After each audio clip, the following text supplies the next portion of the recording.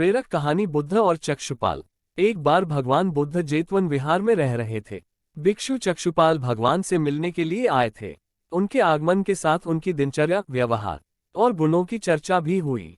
भिक्षु चक्षुपाल अंधे थे। एक दिन विहार के कुछ भिक्षुओं ने कुछ मरे हुए कीड़ों को चक्षुपाल की कुटी के बाहर पाया और उन्होंने चक्षुपाल की निंदा करनी शुरू कर दी कि उन्होंने इन जीवित प्राणियों की हत्या की। भगवान बुद्ध ने निंदा कर रहे उन भिक्षुओं को बुलाया और पूछा कि क्या तुमने भिक्षु को कीड़े मारते हुए देखा है। उन्होंने उत्तर दिया, नहीं। इस पर भगवान बुद्ध ने उन साधकों से कहा कि जैसे तुमने उन्हें कीड़ों को मारते हुए नहीं देखा, वैसे ही चक्षुपाल ने भी उन्हें मरते हुए नहीं देखा और उन्होंने कीड़ों को जानबूझकर नहीं मारा है, इसलिए उनकी भर्त्सना करना उचित नहीं है। भिक्षुओं ने इसके बाद पूछा कि चक्षुपाल अंधे क्यों हैं? उन्होंने इस जन्म में अथवा पिछले जन्म में क्या पाप किए? भगवान बुद्ध ने चक्षुपाल के बारे में कहा कि वे पूर्व जन्म में एक चिकित्सक थे।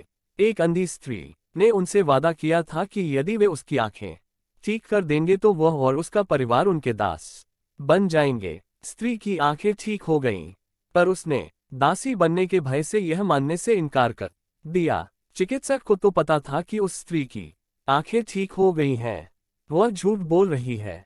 उसे सबक सिखाने के लिए या बदला लेने के लिए चक्षुपाल ने दूसरी दवा दी। उस दवा से महिला फिर अंधी हो गई। वह कितना ही रोई पिटी, लेकिन चक्षुपाल जरा भी नहीं पसीजा।